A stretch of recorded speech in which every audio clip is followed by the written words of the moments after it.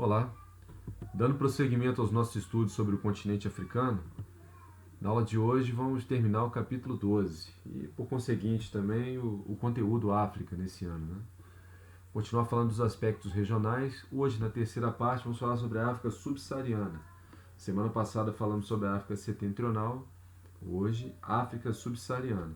Então, só para a gente recordar, quando nós falamos de África setentrional, estamos falando dessa parte em amarelo, no norte do continente africano. Já a África subsaariana corresponde a toda essa área em laranja, grande número de países aí que ficam localizados abaixo do deserto do Saara, por isso subsaariana. A África subsaariana, também conhecida como África Negra, ela ocupa a maior parte do continente africano e também tem a maior parte da população, com cerca de 48 estados independentes, e é uma região mais diversificada que a África setentrional. Semana passada a gente viu, a África setentrional tem muitas similaridades, do tipo étnico e da cultura, principalmente por causa da religião islâmica entre os países. Na África subsaariana a gente vai ver que a situação é mais diversificada. E dois exemplos dessa diversidade, que são destacados pelo livro aí, são as duas maiores economias da região, a Nigéria e a África do Sul. Então vamos focar nesses dois países para a gente ter um retrato mais preciso aí, mais característico dessa região do continente africano. Vamos começar a falar sobre a Nigéria. Então a Nigéria atualmente é tida como uma verdadeira potência da África subsaariana. Por quê? Ela tem a maior economia do continente africano e a maior população, cerca de 193 milhões de habitantes. Destaque aí da economia nigeriana, exportação de petróleo. A Nigéria é o maior exportador de petróleo do continente. Só que não é só o petróleo, Se a gente olhar na região ocupada aqui pela Nigéria, na África Ocidental, a gente vai ver também que além do petróleo tem exploração mineral, principalmente ferro e estanho, que são duas commodities aí também bastante exploradas dentro do território, sempre no sul da Nigéria, que é a região mais rica do país. É o segundo país mais industrializado da África subsaariana, só fica atrás da República da África do Sul. O destaque, claro, na indústria petroquímica, por causa da exploração de petróleo, beneficiamento de petróleo e gás, e tem também a agroindústria e têxteis, com beneficiamento da produção local. Tem tido um aporte muito grande de capital chinês nessa região agora. Isso está ajudando a alavancar a economia do país. Não podemos esquecer que a mineração e a agricultura também são atividades de destaque nessa região. A Nigéria tem um caso peculiar, dentro do fenômeno de urbanização dentro do continente africano, chama atenção Lagos, que não é a capital do país, a capital do país é Abuja, fica na região central, mas Lagos é a cidade mais populosa da Nigéria e do continente africano. E ela meio que sintetiza um pouco, do modelo de urbanização que está acontecendo na África agora. Lagos é uma cidade com 22 milhões de habitantes, só que é uma aglomeração urbana muito desorganizada, como a gente pode ver pelas imagens que vão se seguir agora. É uma área comercial, no centro de Lagos. Veja só aí o estacionamento, uma área com, parece um estacionamento, mas não é, A gente tem ruas aí, um trânsito caótico no centro, no centro de Lagos. Mais um exemplo aí do trânsito caótico em Lagos. E um outro destaque também, são os subúrbios da cidade, Essa daí é uma grande favela de palafita, você tem na periferia de Lagos, Olha a situação. Casas equilibradas no meio do alagado, não tem nem terra para o camarada construir. Então essas favelas também dominam a paisagem. É mais ou menos a síntese, do modelo de urbanização no continente africano. As pessoas migram de áreas em processo de desertificação ou então em terras e falta de terras, A agricultura também tem muitos latifúndios, Na agricultura de plantation voltada à exportação, sem oportunidade nos campos. As pessoas migram para as cidades em busca de oportunidades de emprego, renda e melhores condições de vida. Mas muitas vezes o que sobra para elas, é a sobrevivência em locais extremamente precários, como essa favela de Palafitas aí em Lagos. Situação muito parecida aqui no Brasil. E esse modelo vai se repetir em toda a África subsaariana.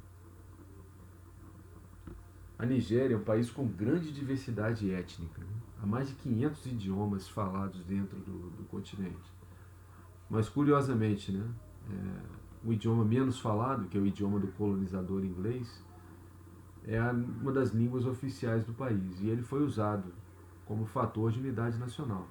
Vamos lembrar quando a gente falou sobre, as 2 semanas atrás, né, sobre descolonização da África, ao optarem por manter as fronteiras que foram estabelecidas de forma arbitrária pelos colonizadores europeus, as novas elites locais viram ali, né, diante de muita diversidade dentro do território, o idioma do próprio colonizador como um fator de unidade nacional para consolidar o seu poder dentro daquele território.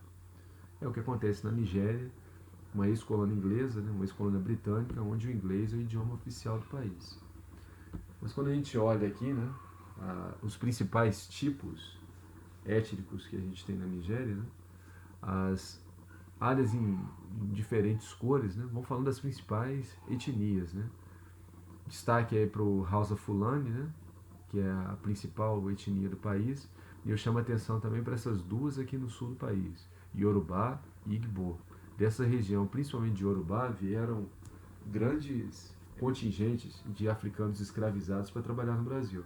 Nas religiões de matriz africana que são praticadas aqui no Brasil, em especial o candomblé, ainda utiliza muito o idioma Yorubá durante os cultos e festejos.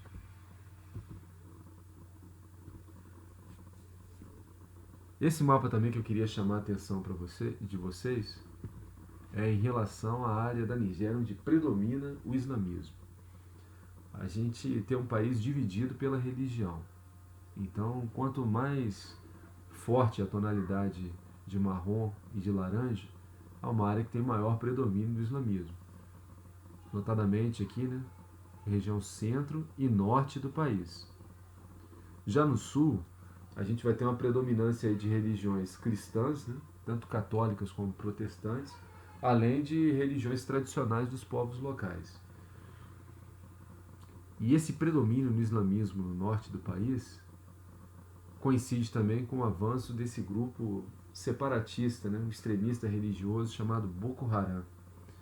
Esse grupo vai surgir aí no início da década agora de 2010, inspirado pelo Estado Islâmico, né, que surgiu lá na Síria e no Líbano, e é um grupo extremamente violento, que vem tomando regiões importantes do país.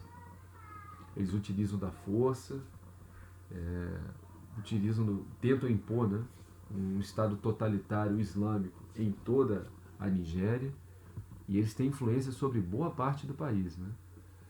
Boko Haram significa educação ocidental e pecaminosa, uma mescla entre árabe e o Hausa, né? Que é um dos idiomas o idioma mais falado na Nigéria. Esse grupo foi fundado em 2009, inspirado aí no grupo extremista sunita Estado Islâmico, né? Que também é conhecido em inglês como ISIS, né? E que a gente tomou noção dele em 2003. Chegou a dominar grandes partes aí do Iraque e da Síria no começo dessa década. Quando a gente olha em laranja aqui, ó, mais escuro, é a área onde o Boko Haram se mostra mais ativo, onde ele tem predomínio, onde faz as suas ações em forças que incluem desde sequestros, né, até atentados à bomba. E as ações deles já chegaram, né, na região da capital Abuja. Já no sul do país, que é a região mais rica, ainda encontra-se sob poder das tropas federais. Não é uma área de muita atuação do Boko Haram, certo? Esse grupo terrorista é um dos principais entraves ao maior desenvolvimento socioeconômico da Nigéria no momento. Atrapalha muito o desenvolvimento do país, porque o investidor estrangeiro fica receoso, né? Vou colocar meu dinheiro num país com tanta estabilidade? O governo da Nigéria luta arduamente para tentar reprimir as ações desse grupo. Bom, agora vamos falar um pouco sobre o outro destaque da África subsaariana, né, que é a República da África do Sul, ou simplesmente África do Sul. A África do Sul, durante muito tempo, foi considerada a potência regional da África subsaariana. Recentemente, perdeu o posto de maior economia da região para a Nigéria. Mas a África do Sul tem algumas, no campo da geopolítica, né, tem vários fatores que a favorecem. Um deles é a posição estratégica entre dois importantes oceanos. Né? Aqui no sul do continente africano, ela tem um litoral que é banhado tanto pelo Oceano Atlântico como pelo Oceano Índico. Uma rota importante de navegação entre o Atlântico Sul e a China, né? A Índia, que são duas potências econômicas que a gente tem no Oriente. A África do Sul possui a maior concentração mundial de riquezas minerais, se a gente considerar a proporção do território. Em números absolutos, Brasil, Rússia, Canadá têm mais recursos minerais que a África do Sul. Entretanto, quando você olha o tamanho desses países, né, e compara com a África do Sul tem cerca de 1.900.000 quilômetros quadrados. É aproximadamente a área territorial do estado do Pará, a título de comparação. E tem reservas extremamente diversificadas. Isso favorece também que a África do Sul seja o país mais industrializado do continente africano. Lembra quando eu falei das prateleiras das nações? Ele é um dos BRICS. Na prateleira das nações, ela está no grupo dos países em desenvolvimento, né, em estágios mais avançados. Mesmo grupo de Brasil, Rússia, China, Índia, México, a Argentina retrocedeu um pouco, mas também estava nessa prateleira, Turquia. É o mesmo grupo de nações ao qual se encaixaria o padrão de desenvolvimento da África do Sul. Então, quando a gente olha aqui o mapa das riquezas minerais, a África do Sul, aqui no sul do continente, perceba a variedade. Né? Destaque aí para o ouro, diamantes, minério de ferro e platina. Todos metais muito valiosos, muito utilizados pela indústria moderna, especialmente o de alta tecnologia, e que a África do Sul tem alguma das maiores reservas do mundo desses importantes recursos minerais. A África do Sul ela apresenta um padrão de vida, né, maior para a minoria branca, que representa cerca de 8% da população, e uma baixa qualidade de vida para a maioria negra da população, cerca de 74%. É aquele mesmo quadro dos países em desenvolvimento, né? Porque são ricos, mas não são desenvolvidos, caso de China, Índia, Rússia, porque ainda tem muita desigualdade dentro do território, assim como o Brasil e a África do Sul. E quando a gente fala em desigualdade na África do Sul, desigualdade histórica, é muito importante a gente falar no Apartheid, que foi um regime que vigorou na África do Sul desde a sua independência total da Inglaterra, do Reino Unido, no ano de 1960 até o início da década de 90. Então, o que era o Apartheid? Né? O Apartheid foi um sistema de segregação racial implantado na África do Sul, um sistema constitucional, fazia parte da lei, que vigorou entre 1961 e 1994. Esse sistema era defendido pelos africâners, né?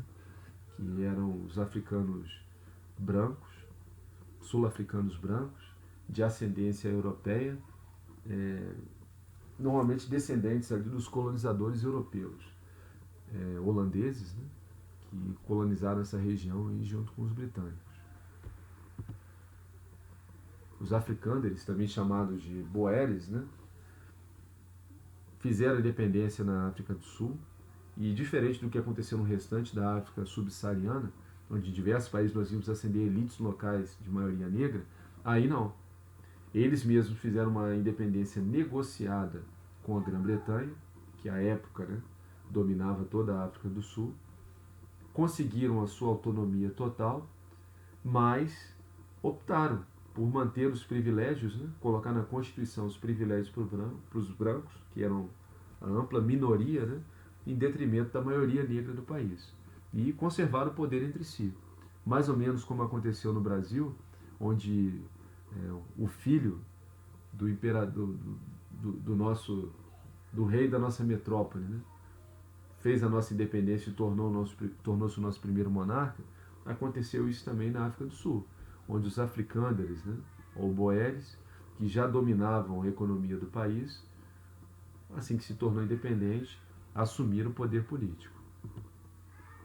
E aí, implantaram essa política do apartheid, onde você tinha espaços segregados dentro da cidade para marcar bem a diferença entre brancos e negros. Isso deixou reflexos pesadíssimos na sociedade sul-africana. Aqui algumas imagens, né? Tudo era segregado. Então, praias exclusivas para brancos, escadas, né, para brancos de origem europeia e para não europeus, não brancos.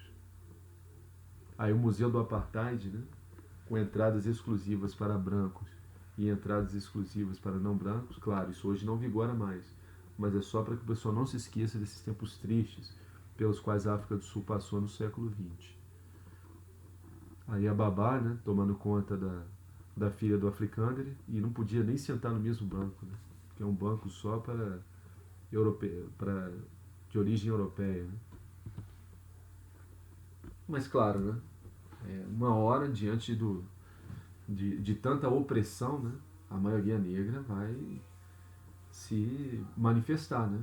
O racismo não pode ser considerado. Você implantar uma política racista no país em prol de manter, né, uma cultura local, uma cultura da sua pátria, isso não pode ser considerado patriotismo. E a repressão a esses movimentos, né, normalmente foi muito violenta. Durante a segunda metade do século XX, a África do Sul foi palco de grandes tensões raciais, inclusive com algumas tragédias. E isso gerou reações, especialmente no mundo desenvolvido. No final dos anos 70, a própria Organização das Nações Unidas convocou um um boicote, né, mundial à África do Sul, para uma tentativa de forçar o país a abandonar essa política de segregação racial. Eles ficaram impedidos de participar de determinados organismos internacionais ligados à administração do comércio, perderam o direito de voto na Assembleia das Nações Unidas, não participavam dos conselhos, não puderam participar, foram suspensos pelo Comitê Olímpico Internacional e não participaram de 2 Olimpíadas, foram suspensos por federações de esportes importantes para o país, como o cricket e o rugby. São esportes muito populares na África do Sul. Não puderam participar por conta dessas restrições. E chegou um ponto que o próprio governo branco, né, resolveu fazer uma revisão dessa política do apartheid. E aí que a gente tem que chamar a atenção para esse senhor, Nelson Mandela, que foi uma das figuras mais importantes no combate à discriminação racial ao longo do século XX. Mandela, ele foi um ativista dos direitos, né, das maiorias negras, chegou a pegar em armas, chegou a planejar ações em força contra o governo sul-africano entre os anos 60 e 70, até que ele foi preso como terrorista e permaneceu condenado à prisão perpétua e ficou preso, né, encarcerado durante 25 anos. Esses 25 anos na cadeia foram marcantes para Mandela, porque ele leu muito Gandhi, né, no tempo que ele estava preso. E ele mudou a percepção dele, né, em relação à opressão. Viu que pagar o mal com o mal poderia levar a África do Sul a um derramamento de sangue e travar o desenvolvimento. E não era isso que ele queria. Com a pressão também pelo fim do apartheid, começou a pressão pela libertação de Nelson Mandela. Até que esse presidente, né, o último africano presidente da África do Sul, chamado Frederic de Klerk, resolve convocar um plebiscito, claro, muito pressionado que estava, né, inclusive pelo setor empresarial da África do Sul, que estava tendo dificuldades em participar do comércio internacional, resolve convocar um plebiscito pelo fim do apartheid.